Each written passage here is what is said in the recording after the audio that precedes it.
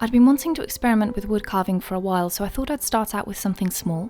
First thing I did is drew out the knotwork pattern that I liked onto tracing paper, and now we're going to transfer it onto the comb. What you need to do is the side that you've already drawn on, that's the side that needs to be face down against the comb. And now when you draw on the other side, it's going to press the graphite and leave a transfer onto the comb. And it's really the easiest way to do this, unless you want to just do it by sight. But not everyone can do that, so I thought I'd show you how to do it with some transferring paper today. After that, I used some small hand carving chisels, and these were the three that I liked the most. I'd already done a pattern on the other side of the brush, so I had a rough idea of which chisels I preferred. And the first thing I always started out with was the flathead brush, the flathead chisel, and I just went around the edges with that, and then also those knots which go through, I just went and lined along that as well, and then that pointed end, I used that for the corners.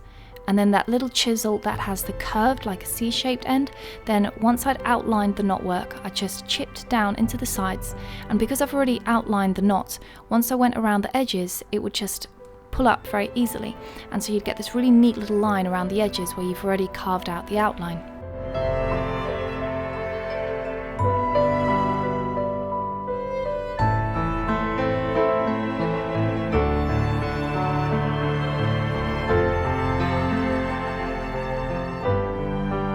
Once I'd created those little grooves around the knots, what I would do is I'd use that angled carving tool and I'd just go around the edges just to clean them up, because sometimes you get little chips of wood which would stick out, and it's a minor little detail, but it just annoyed me because I want these edges to be as neat as humanly possible. So I just went over that with the angled carving tool and then just cleaned up the edges and then carried on carving out the rest of the knotwork. Once I'd finished with the chisels, I moved on to one of my favourite tools, which is a Dremel, and this one's got an extension lead, so I can use it like a pen. I'm not massively fond of Dremels, which is the whole machine that you have to hold, just because it's a pain in the neck to do detailed work. And this one's just like a long wire which you attach to the Dremel, and it means you can use it more like a pen. As far as the rotary attachments that I used, I started off with one of the larger ball-tipped ends, and then after that I moved on to a smaller one, just so that I could get those edges really neat.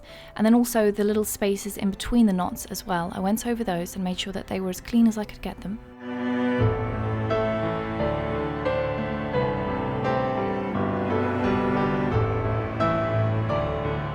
Once I'd finished with the hand tools and the Dremel, I used a very stiff brush just to brush away any of the wood chips or the sawdust so that it was perfectly clean before I started using the pyrography kit on it.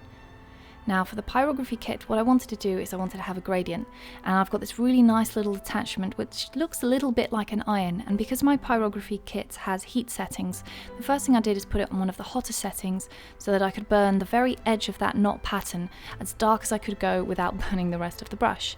And then for the centre of the brush, what I did is I turned the heat down to more of a 3 or a 4 heat, so that then the colour is much lighter, and then by having that control on the heat, it means I've got control on the colour that it's going to end up being on the wood.